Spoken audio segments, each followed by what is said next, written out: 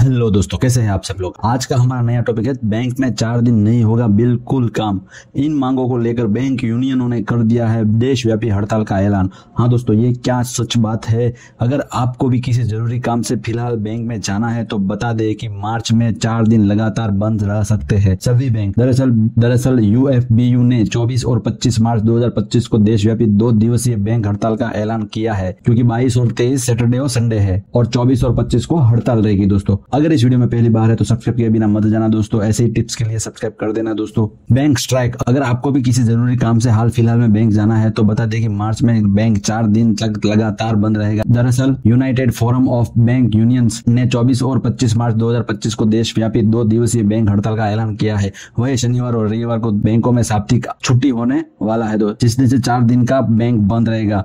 5 day working की मांग। हाँ दोस्तों, बीएफबीयू का कहना है कि आरबीआई, बीमा कंपनी और अन्य फाइनेंस संस्थानों में पहले से ही 5 दिवसीय कार्य सप्ताह लागू है। सरकार के अधिकांश विभागों और निजी क्षेत्र की कई कंपनियों में भी यही व्यवस्था है। भारतीय बैंक ने भी सरकार को 5 दिवसीय कार्य सप्ताह की सिफारिश की, लेकिन अभी तक इस पर निर्णय नहीं लिया गया है। इसलिए बैंक यूनियन ने इस मांग को जल्द लागू करने की अपील कर दी है। बीएफबीयू ने अपनी मांगों को लेकर सरकार और बैंक प्रबंधन से बातचीत करने की कोशिश की, लेकिन जब कोई समाधान नहीं निकला तो उन्हें हड़ताल का सहारा लेना पड़ा दोस्तों। 23 मार्च की मध्यरात्रि से 25 मार्च की मध्यरात्रि तक बैंकों में हड़ताल रहेगी।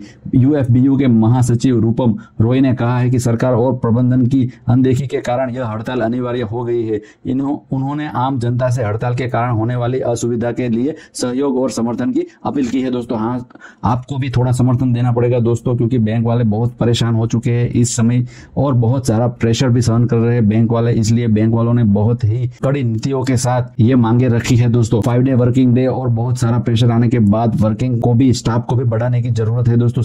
बैंकों में स्टाफ बिल्कुल कम है और प्रेशर की वजह से लोग अभी रिजाइन डाल रहे हैं और नया ज्वाइनिंग आ नहीं रहा है दोस्तों। इसलिए ये सारी डिमांड सरकार तक पहुंचे, इसलिए ये स्ट्राइक किया जा रहा है दोस्तों। अगर आपका भी कोई काम अटकता है तो इससे पहले आप अपना काम खत्म कर दीजिए, क्योंकि 24, 25, 26, 27 4 दिन तक बैंक बंद रहेगा दोस्तों। यूएफबीयू यह हड़ताल सभी कैडर्स में पर्याप्त भर्ती, अस्थायी कर्मचारियों के नियमितीकरण और बैंकिंग क्षेत्र में 5 दिवस कार्य सप्ताह लागू करने जैसी प्रमुख मांगों को लेकर की जा रही है। हाँ दोस्तों, ये स्ट्राइक 5 दिन कार्य करना और हर सैटरडे संडे छुट्टी होगी, ऐसा प्रमुख मांग में दिया गया है। यूएफबीयू में 9 प्रमुख बैंक यूनियनों में शामिल है, जो सार्वजनिक क्षेत्र, निजी क्षेत्र, विदेशी बैंक, सहकारी बैंक और क्षेत्रीय ग्रामीण बैंकों के 8 लाख से अधिक कर्मचारियों और अधिकारियों का प्रतिनिधित्व करती है। All India bank officers foundation के उपाध्यक्ष पंकज कुमार ने बताया कि 22 मार्च और 25 मार्च तक बैंकिंग सेवाएं प्रभावित रहेंगी, क्योंकि 22 मार्च को बैंक का कार्य दिवस होगा, 23 मार्च को छुट्टी रहेगा और 24-25 मार्च को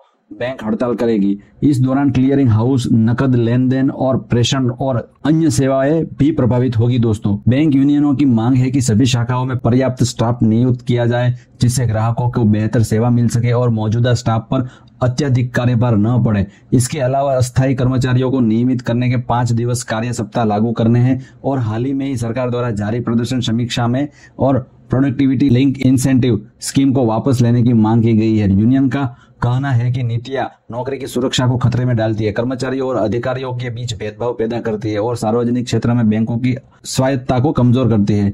इसके अतिरिक्त बैंक अधिकारियों और कर्मचारियों की सुरक्षा सुनिश्चित करने, श्रमिक और आधिकारिक निर्देशकों के पदों के भरने और भारतीय बैंक के साथ लंबित मुद्दों के समाधान और ग्रेजुएटी अधिनियम के संशोधन कर अधिक नियम सीमा को 25 लाख रुपए तक करने जैसी मांग की है। यूनियन ने यह भी मांग की है कि कर्मचारियों को दिए जाने वाले स्टाफ वेलफेयर बेनिफिट्स पर इनकम टैक्स न लगाया जाए और बैंक प्रबंधन इसे वहन करे। यूएफबीयू ने अपनी प्रेस विज्ञापन में सरकार से मांग की है कि आईडीबीआई बैंक में सरकार की हिस्सेदारी 51% से कम न की जाए और सार्वजनिक क्षेत्र में बैंकों की नीतियों को नियंत्रित करने में फाइनेंशियल सेवा का विभाग अत्यधिक हस्तक्षेप रोका जाए। इसके अलावा बैंकिंग क्षेत्र में स्थायी नौकरियां का आउटसोर्सिंग बंद करने और अनुसूचित श्रम प्रथाओं को समाप्त करने की भी मांग की गई है दोस्तों।